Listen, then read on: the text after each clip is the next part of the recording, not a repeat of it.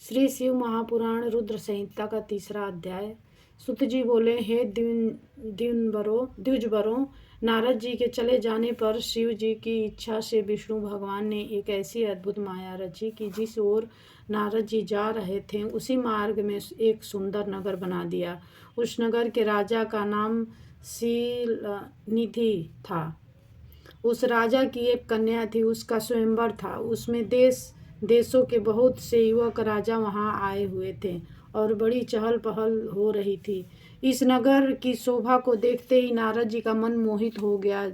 जब राजा ने नारद जी को आते देखा तो उन्हें सादर प्रणाम करके स्वर्ण सिंहासन पर बैठाकर उनकी पूजा की और अपनी देव सुंदरी कन्या को बुलाकर उनके चरणों में प्रणाम कराया और बोला, हे मुनिराज, आप सर्वश्रेष्ठ त्रिकाल यज्ञ हैं, अतः आप अपने हृदय में विचार कर इस कन्या के गुण एवं दोषों को कहिए। राजा के ऐसे वचन सुनकर नारद जी बोले, हे राजन, आपकी कन्या भगवती है। इसका पति तो त्रिलोकीनाथ, तीनों लोकों में विजय पाने वाला, शिव जी के समान वीर कामदेव को जीतने वाला महायशस्वी होगा। यह कहकर नारद जी चलने लगे, परंतु शिव माया से मोहित होकर कामासक्त होने के कारण रुक गए। तब उनके मन में यह विचार उत्पन्न हुआ कि यह कन्या मुझे प्राप्त हो जाए तो अच्छा है, परंतु मुझे इसको पाने के लिए क्या उपाय करना चाहिए, क्योंकि इन राजाओं के आगे भला यह कन्या स्वयंवर में मुझे किस प्रकार वरेगी। हाँ, एक उपाय है कि मैं विष्णु भगवान का रूप सुंदर लेकर जाऊं तो स्वयं कार्य सिद्ध हो जाएगा। यह विचार कर नारद जी विष्णु लोक में जा पहुंचे और विष्णु भगवान को नमस्कार कर बोले, हे भगवान, राजा शीलनिधि की कन्या अत्यंत सुंदरी है, उसका स्वयंवर हो रहा है, अतः मेरी इच्छा है कि उसका विवाह मेरे साथ हो जाए। इसीलिए आप कृपा करके अपना रूप मुझे प्रदान कर दीजिए। विष्णु भगवान बोले, हे नारद, आप वहां अवश्य ही जाइए। मैं आपका हित उसी प्रकार करूंगा जिस प्रकार रोगी कुपथ्य मांगता है, परंतु वैद्य उसे नहीं देता। इसी प्रकार मैंने भी आपका हित विचार रखा है। यह कहकर परम दयालु भगवान ने नारद जी को बानर का रूप देते हुए कहा, हे नारद जी, मैंने आपको श्री हरि का रूप दे दिया है। तब तो नारद जी अत्यंत प्रसन्न होते हुए अपने को परम सुंदर समझकर शीघ्र उस स्वयंवर में आ गए और अपने आप को सभा में बैठते हुए इंद्र के समान शोभायुक्त समझने लगे। उस सभा में रुद्रगण ब्राह्मण के रूप में बैठे हुए थे। वे इस भेद को भली भांति जानते थे। श्री नारद जी का वानर रूप केवल कन्या को ही दिखाई दे रहा था, बाकी सब नारद जी का वास्तविक रूप देख रहे थे। हे ऋषियों, जब वह कन्या हाथ में जयमाला लिए अपनी सखियों के साथ स्वयंवर में आई तो नारद जी के वानर रूप को देखकर वह अत्यंत क्रोधित हुई। वह कन्या नारद जी की ओर तो भूल कर भी नहीं गई और जब उसे अपने योग्य कोई भी वर्ण दिखाई नहीं दिया तो वह बहुत ही उदास हो गई। थोड़ी देर बाद स्वयं विष्णु भगवान भी वहां आ पहुंचे, परंतु उनका विष्णु रूप किसी को दिखाई नहीं देता था।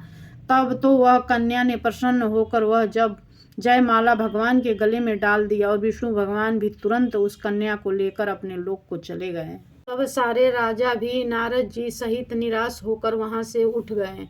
उस समय ब्राह्मण रूपधारी उन दोनों रुद्रगणों ने आकर कहा, नारद जी, आप कामदेव की माया से मोहित हो, इसी कारण आप कन्या को वरने की व्यर्थ अभिलाषा कर रहे हो। आपका बानर जैसा भयंकर मुख है, जरा उसको तो देखें। यह सुनकर ही नारद जी ने दर्पण में अपना मुख देखा तो अपना बानर जैसा रूप देखकर एकदम क्रोध में भर गए। अपने सामने खड़े हुए दोनों रुद्रगणों को यह शाप दे डाला कि तुम दोनों ने ब्राह्मण रूप होकर भी मेरी हंसी उड़ाई है, इसीलिए तुम ब्राह्मण कुल में पैदा होकर राक्षस बन जाओ। रुद्रगणों ने इस श्राप को शिरोधार्य कर दिया और नारद जी ने कुछ भी नहीं कहा।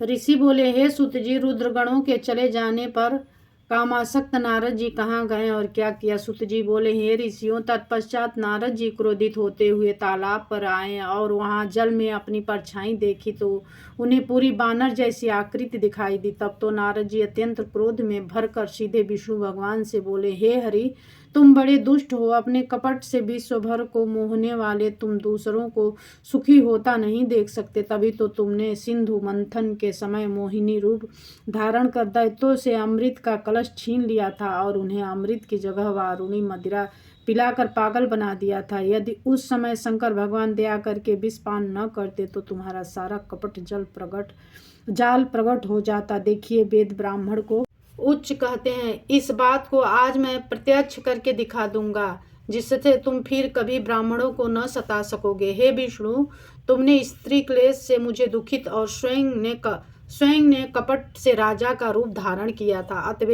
अतएव जाओ, तुम इसी रूप में मनुष्य राजा होगे और इसी तरह स्त्री वियोग भोगोगे जिस तरह मैं भोग रहा हूँ। तुमने जैसे वानरों जैसी मेरी आकृति की है, वे वानर ही आकर तुम्हारी सहायता करेंगे और तुम मनुष्यों की तरह स्त्री वियोग में दुखित रहोगे।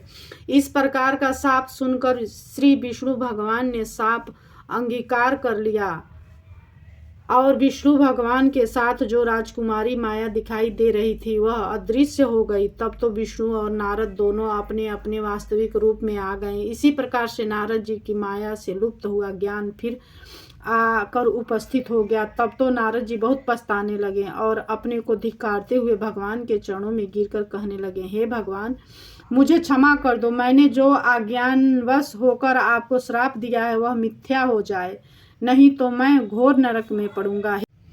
हे भगवान, कोई ऐसा उपाय कीजिए जिसमें मैं इस पाप से मुक्त हो जाऊं, क्योंकि मैं आपका ही दास हूँ। अतः मुझे इस नरक यातना से बचा लो। तब विष्णु भगवान ने चरणों में पड़े हुए नारद जी को उठाकर गले से लगाते हुए कहा, हे नारद, चिंता मत करो, तुम परम धन्य हो। तुमने अहंकार वश शिव की आज्ञा का पालन नहीं किया था, इसीलिए उन्होंने ही तुम्हारा गर्व नष्ट किया है। यह मेरे वचन सत्य समझो, क्योंकि वह पर ब्रह्मा सच्चिदानंद सत्य रज एवं तम से परे तथा निर्गुण और निर्विकार है। हे नारद जी, वे ब्रह्मा, विष्णु और रुद्र इन तीनों रूपों में अपनी माया द्वारा ही प्रकट होते हैं। इसीलिए अब आप सब लोग एवं संदेहों को त्याग कर केवल उसी शिव का गुणगान करो और उन्हीं के सत्य नाम स्रोत का पाठ करो। इससे तुरंत ही तुम्हारे सब पाप नष्ट हो जाएंगे। हर हर